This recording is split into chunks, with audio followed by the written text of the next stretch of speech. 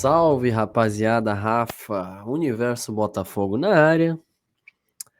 Eu não poderia deixar de passar aqui para falar sobre esse assunto, né? A gente não costuma comentar outros assuntos aqui que não sejam diretamente sobre o Botafogo.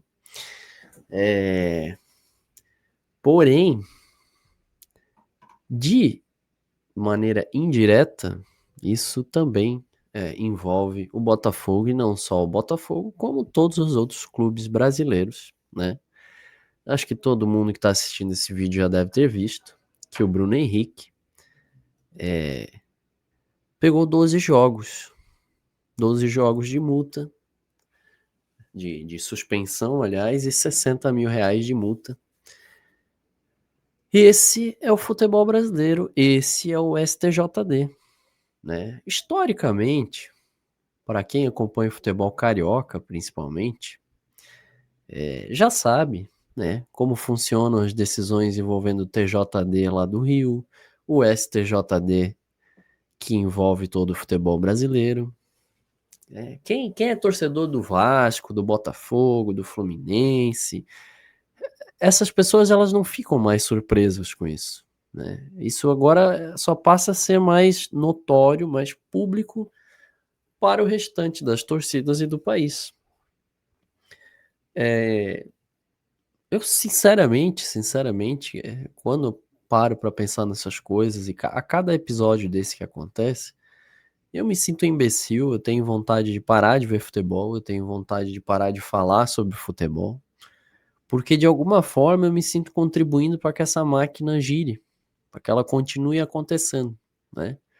Nós, nós somos uma espécie de fantoches que fazem essa máquina canalha, essa máquina podre e canalha, continuando, né? Continuar a funcionar. Eu vou lembrar aqui para vocês que recentemente, numa discussão pública, né? Pública, uma discussão que foi aquele tipo de discussão que não se cita nomes diretamente.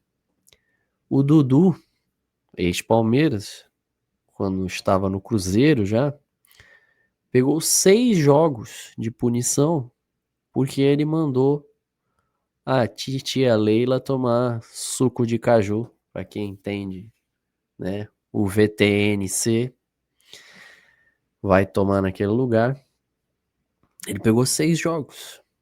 Então, a régua do futebol brasileiro para um cara com uma infinidade de prints, com uma infinidade de provas que ainda corre o processo na justiça comum, que isso aqui é só a esfera esportiva e que fique claro, o STJD não é um tribunal jurídico, o STJD é um tribunal esportivo criado, particular, privado, para julgar o futebol com a anuência da CBF, com, né, aquele jeito que a gente adora. Então eles criaram esse pseudo tribunal e ele sai julgando a esfera esportiva do futebol, principalmente.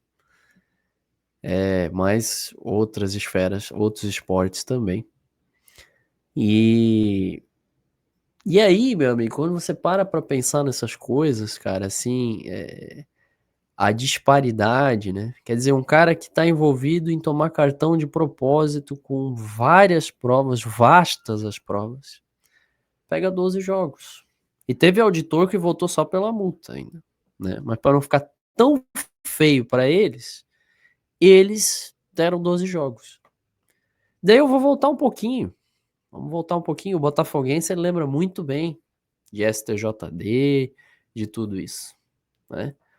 Para quem não lembra, quando o Dodô foi suspenso por doping, o Botafogo liderava o Campeonato Brasileiro, jogava disparadamente o futebol mais bonito do Brasil, numa espécie de retomada do clube na gestão de Bebeto de Freitas. E o Dodô teve suplemento contaminado. Prestem atenção nisso. O Dodô tomou um suplemento que o Botafogo ofereceu a ele, que era manipulado numa farmácia de manipulação, e esse suplemento foi contaminado por alguma substância que não passa no doping. E o Dodô caiu no exame antidoping. E esse mesmo Dodô, preventivamente,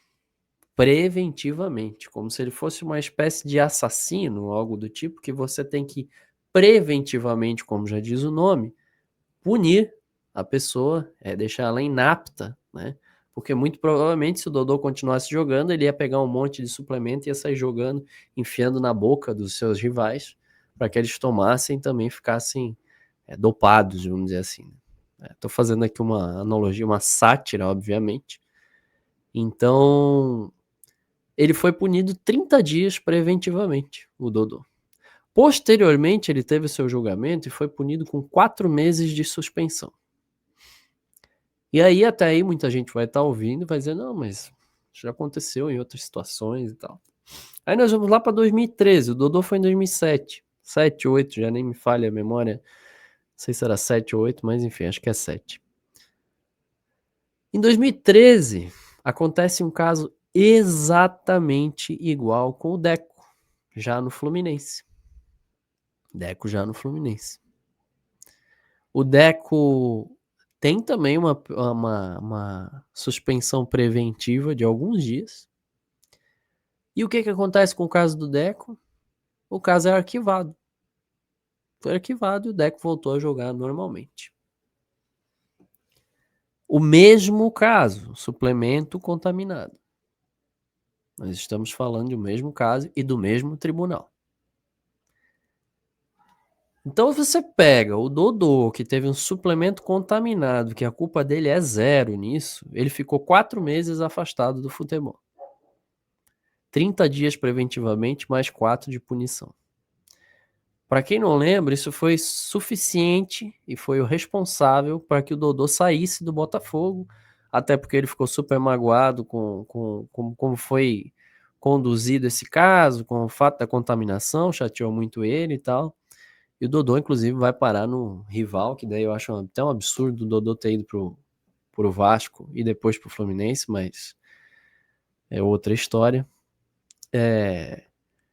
Inclusive faz eu não tratar o Dodô como um ídolo que muitos tratam. Eu acho ele um genial jogador, adoro ele como jogador do Botafogo, um monstro, foi um dos melhores. Mas essa mancha, entre aspas, me faz afastar ele um pouco da minha galeria de ídolos do Botafogo, porque eu acho que ele poderia ter tratado isso de maneira diferente, poderia ter ido para qualquer outro clube que não fosse um rival e ainda vai lá e estreia com 6-0 contra o Botafogo, fazendo gol. Mas voltando à questão STJD, então esse é o país podre que a gente vive, esse é o futebol podre que a gente vive, que a gente faz parte, né? Em que um jogador que é envolvido com apostas, que está sendo julgado por isso e com provas bem contundentes, pega 12 jogos de suspensão, e um outro que teve um suplemento contaminado pegou 4 meses de suspensão. Esse é o futebol que a gente vive, esse é o futebol brasileiro. E eu não posso vir aqui falar tudo que eu realmente penso, vocês sabem obviamente por que eu não posso falar. Porque obviamente eu sofreria um processo. Mas vocês todos que estão aí assistindo sabem o que eu gostaria de dizer aqui, né, sobre essa instituição patética. E aí, cara, isso tudo vai entrando numa seara maior ainda, porque você historicamente tem esse tipo de decisões sempre para o mesmo clube, especificamente. Várias e várias e várias. Se for fazer um dossiê de decisões do outro tribunal co-irmão, que daí é o da esfera do Rio de Janeiro, a coisa fica mais vergonhosa e mais patética ainda. E as pessoas normalizam isso. Vocês podem ter certeza que não haverá um comentarista sequer na Sport TV, na ESPN ou qualquer outra emissora que vai chegar e vai falar, escuta, mas essa pena é uma vergonha, 12 jogos, o cara tá... Nenhum. Se bobear, eles vão falar que foi muito rígida a pena. E que fique claro, essa pena nem vai ser cumprida, porque muito provavelmente o Flamengo vai entrar com efeito suspensivo e ainda vão derrubar boa parte dessa pena. Sem falar na demora, como esse julgamento foi adiado, esse julgamento foi esticado, esperaram o Flamengo classificar na Libertadores, esperaram isso, esperaram aquilo. Ainda tem um detalhe, para essa pena valer internacionalmente, para essa pena ser cobrada, tá dando umas cortadas no meu vídeo como de praxe nessa porcaria desse computador, mas tudo bem. Ainda como de praxe, como bônus, para que essa pena seja aplicada internacionalmente, no caso de Libertadores e tal, esse mesmo pseudo-tribunal precisa pedir que a CBF envie um ofício para a FIFA para que ela comunique às outras federações internacionais para fazer valer essa pena. E a gente sabe como funciona. Então, assim, é um mar de merda, gente. É uma podridão, é uma piscina de esterco que a gente vive no meio desse futebol, que é nojento, cara. E aí eu tenho que ficar escutando, às vezes, cara, eu fico escutando, não, porque o Flamengo é um exemplo de reorganização, de gestão. Cara, vão pra puta que pariu, velho, com essa conversa mole pra cima de mim, cara. Um clube que historicamente recebe dinheiro de tudo quanto é lado, que historicamente a mãozinha é passada na cabeça de tudo quanto é lado. E aí querem fazer paralelo desse clube com outros clubes, sabe? Me poupe, cara, me poupe. Então, é só mais um capítulo podre desse futebol podre que a gente vive. Essa aqui é a realidade, infelizmente.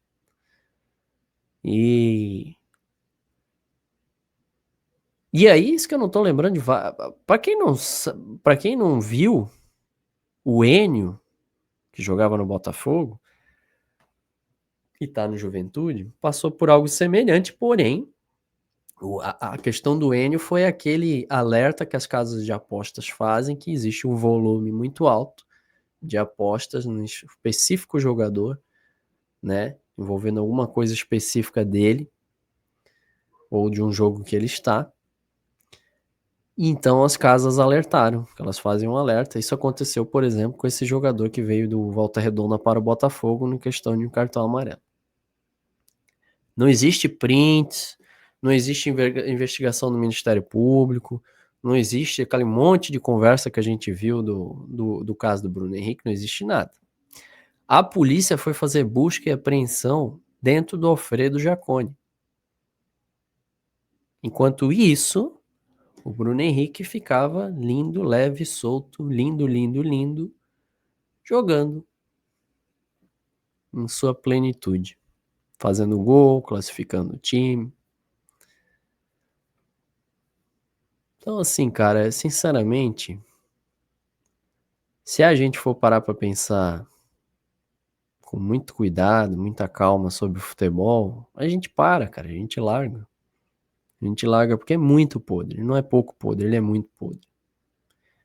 E de alguma forma, quando a gente consome isso diariamente, a gente está fazendo essa máquina girar. Infelizmente é uma paixão que todos nós temos e que é difícil de tirar da gente. Mas é desanimador, o mundo já tá desanimador e a gente vê esse tipo de coisa, a gente começa a somar, né, com um monte de coisa que a gente vê, inclusive do clube que a gente torce também e tal, e o desânimo só vai aumentando. Eu não poderia vir aqui deixar de falar sobre essa palhaçada, sobre essa vergonha, né? E fica aí a reflexão para vocês. Eu acho que cabe a todo mundo fazer como eu fiz, por exemplo, que eu fui lá no Twitter e falei. Marco quem precisar marcar, vou falar, vou cobrar. Porque esses caras precisam ser cobrados, sabe? A opinião pública precisa de alguma maneira cobrar. Eu, inclusive, convoquei até. Citei todos os outros clubes do país, perguntando o que as outras torcidas acham disso. Porque é uma vergonha, gente. É uma vergonha. Simples assim, é uma vergonha. Valeu, não conhece o Universo Botafogo? Inscreva-se aí no canal. Deixe o likezinho nesse vídeo aí, ajuda bastante. Aquele protocolo todo que a gente pede. E era só pra falar isso, gente. Um bom finalzinho de semana para vocês. Muito provavelmente teremos live no domingo. Muito provavelmente participarei de uma live no Cantinho Botafoguense com o meu brother Rodrigo Federman na sexta-feira também. Valeu, gente. Um abraço e até mais.